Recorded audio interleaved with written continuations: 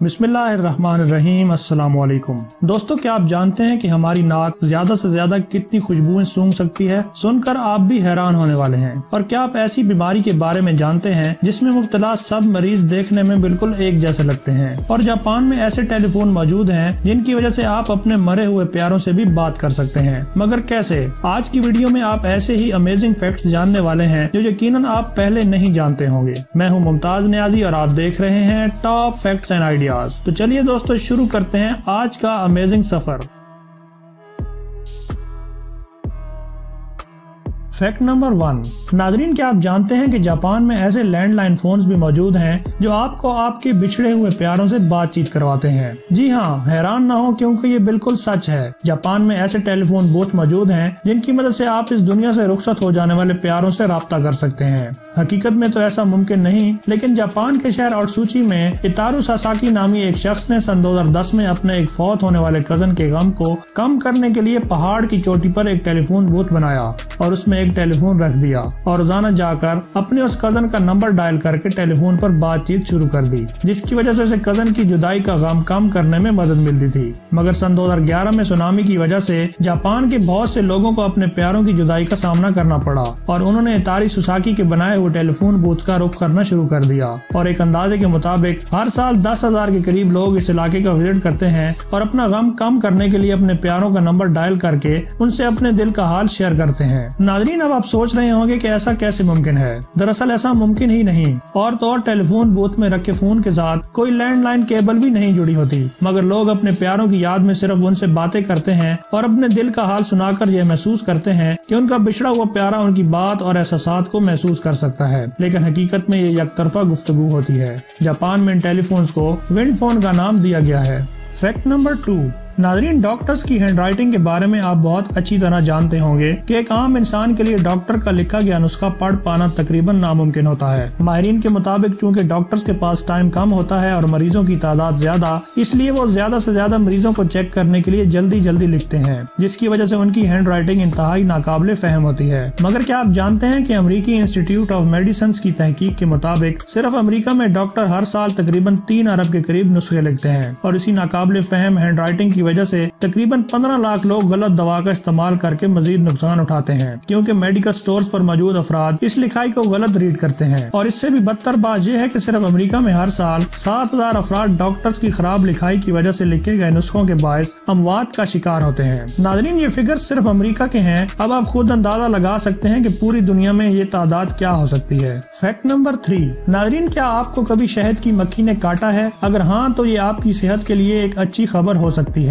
क्योंकि medical research से ये बात सामने आई है कि शहद की मक्खी का जहर हमारे जिस्म में मौजूद बहुत सी बीमारियों के लिए इंतहाई फायदेमंद साबित हो सकता है, क्योंकि शहद की मक्खी के जहर में एंटी इन्फ्लेमेटरी प्रॉपर्टीज पाई जाती हैं। नाज़रीन, ये वो मादे होते हैं जो जिस्म में मौजूद सोजिश, सोजन या दर्द को कम करते हैं और ये हमारी जिल्द और मुदाफियाती निजाम को भी फायदा पहुँचाते हैं। ऐसे मरीज जो दायमी दर्द, जोड़ों के दर्द या जिस्म में मौजूद किसी भी किस्म के दर्द में मुब्तला है, उनके लिए एंटी इन्फ्लेमेटरी एजेंट्स को इस्तेमाल करके इन दर्दों में कमी लाई जा सकती है। जबकि शहद की मक्खी के जहर में कुदरती तौर पर मौजूद एंटी इन्फ्लेमेटरी एजेंट्स पर कैंसर की रोकथाम के लिए इस्तेमाल पर भी तहकीक की जा रही है। Fact number 4। नाज़रीन, शिकारी परिंदों में ईगल यानी उकाब को एक खास मकाम हासिल है, लेकिन उकाबों की एक खास किस्म हार्पी ईगल कहलाती है, जो एक आम उकाब से काफी ज्यादा बड़ा होता है और इसे दुनिया का सबसे बड़ा और ताकतवर शिकारी परिंदा कहा जाता है। यह आमतौर पर अमेरिका और ब्राजील के जंगलात में पाया जाता है और तेजी से मादूम होने वाली अनवा में शामिल है। नाज़रीन, एक नर हार्पी ईगल का वजन 4 से 6 किलोग्राम जबकि मादा का वजन 6 से 9 किलोग्राम के करीब होता है। हार्पी ईगल के जिस्म का साइज 2 फीट 10 इंच से 3 फीट 6 इंच के दरमियान हो सकता है और इसके पर जब मुकम्मल खुले हों तो इनकी लंबाई 5 फीट 9 इंच से 7 फीट 4 इंच के दरमियान होती है, जबकि परों की चौड़ाई 1 फीट 9 इंच से 2 फीट 1 इंच के दरमियान होती है। इसी तरह इसकी दुम की लंबाई 1 फीट 3 इंच से 1 फीट 5 इंच के दरमियान होती है। ये इतना बड़ा होता है कि उड़ते हुए 3 फीट का नजर आता है। नाज़रीन, ये घोंसलों में रहता है और इसका घोंसला 7 फीट लंबा और 1 फीट गहरा होता है और ये इतना ताकतवर होता है कि शेर और इंसानों पर भी बआसानी हमलावर हो सकता है।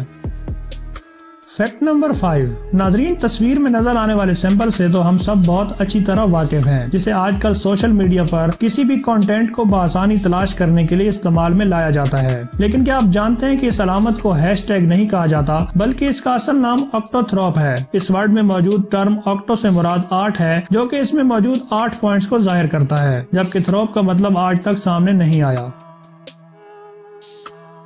Fact number 6। नाजरीन, हम जो कपड़े पहनते हैं वो धागे या रेशम से बने होते हैं, मगर क्या आप जानते हैं कि मकड़ी के जाले से भी कपड़ा बनाया जाता है। नाजरीन, मकड़ियों की खास किस्म है जिसे गोल्डन ऑर्ब स्पाइडर कहते हैं, और जब ये जाला बुनती हैं तो इनका जाला आम मकड़ियों की तरह सफेद नहीं होता, बल्कि गोल्डन कलर का होता है। कुछ दिन पहले लंदन के विक्टोरिया एंड एल्बर्ट म्यूजियम में मकड़ी के जाले से बने हुए कपड़े से तैयार करदा एक ड्रेस की नुमाइश की गई, जिसको बनाने में 12 लाख मकड़ियों के जाले का इस्तेमाल किया गया। नाजरीन, इस कपड़े का रंग कुदरती तौर पर गोल्डन है और इसे अमेरिकी फैशन डिजाइनर निकोलस गुडले और ब्रिटिश टेक्सटाइल एक्सपर्ट साइमन पियर ने तख्लीक किया है। साइमन पियर का कहना है कि मकड़ी के जाले से तैयार करदा फैब्रिक स्टील से 5 गुना मजबूत और नायलॉन से ज्यादा लचकदार है और ये वाटर प्रूफ भी है। नाजरीन, 11 अरब 4 फीट लंबे मकड़ी के जाले से बने फैब्रिक के लिए 80 अफराद ने दिन रात मकड़ी के जाले को 4 साल तक इकट्ठा किया और बाकी दर्जनों अफराद ने इन जालों से धागे बनाने में इनका साथ दिया। और इसी तरह इस नायाब तरीन फैब्रिक को मुकम्मल करने के लिए टोटल 7 साल का अरसा लग गया, जबकि 6000 घंटे इस फैब्रिक पर मौजूद मुख्तलिफ डिजाइन बनाने में सर्फ हुए।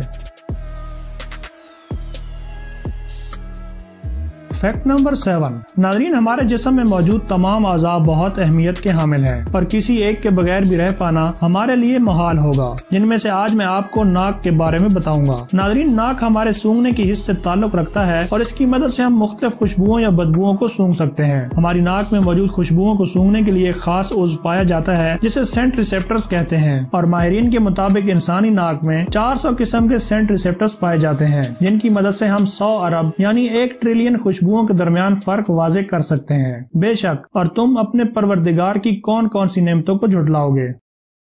Fact number 8। नाजरीन, क्या आपने कभी ऐसे कीड़े के बारे में सुना है जो अपने दिफा के लिए जहरीला केमिकल खारिज करता है? जी हाँ नाजरीन, इस कीड़े को बम्बार्डियर बीटल कहते हैं और दुनिया में इसकी 500 से ज्यादा इकसाम मौजूद हैं। इसका साइज दोनों केमिकल्स को मिलाकर खारिज करता है। ये केमिकल्स अगर इस कीड़े की बॉडी के अंदर खारिज हो जाएं तो ये खुद इसके लिए भी नुकसान का बायस बन सकते हैं।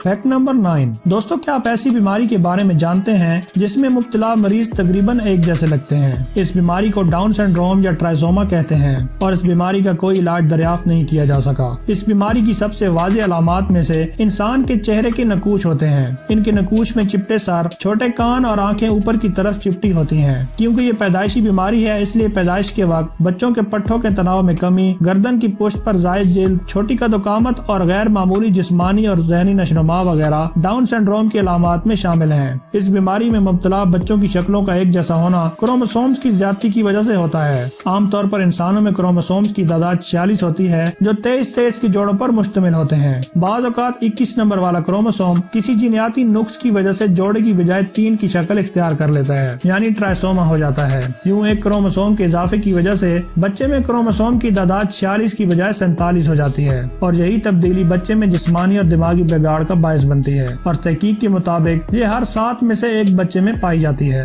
Fact number 10। दोस्तों, आपने अक्सर हवा में उड़ते हुए परिंदों को देखा होगा जो झुंड की सूरत में ज्यादातर वी फॉर्म में उड़ते हैं। लेकिन क्या आपने कभी सोचा कि ये वी फॉर्म में क्यों उड़ते हैं? अब ऐसा भी नहीं कि वो आसमानों पर डिजाइन बनाते हैं कि इंसान उनसे लुत्फअंदोज हो सके। दरअसल इस वी फॉर्मेशन के पीछे भी एक साइंस है। ये ऐसे परिंदे होते हैं जो कई हजार किलोमीटर उड़ते हैं और इन्हीं लंबी उड़ानों के दरमियान उन्हें अपनी ताकत बनाए रखनी होती है और जिस्म में मौजूद एनर्जी भी महफूज करनी होती है। इसका राज इन परिंदों के बनाए हुए इस वी फॉर्म के पैटर्न में होता है। नाजरीन, वी फॉर्म के झुंड में सबसे आगे वाला परिंदा इस झुंड का लीडर होता है और इसकी पोजीशन सबसे ज्यादा थका देने वाली होती है क्योंकि ये सबसे ज्यादा आगे वाली हवा को काटता है। ऐसा करने से इसके परों के नीचे से एक खास लेयर में हवा गुजरती है जो इसके पीछे वाले परिंदों के लिए इंजन का काम करती है, यानी हर आगे वाला परिंदा पीछे वाले परिंदे के लिए एयर फ्लो का इंतजाम कर रहा होता है और ये उस एयर फ्लो का इस्तेमाल करते हुए कम एनर्जी में ही उड़ लेते हैं।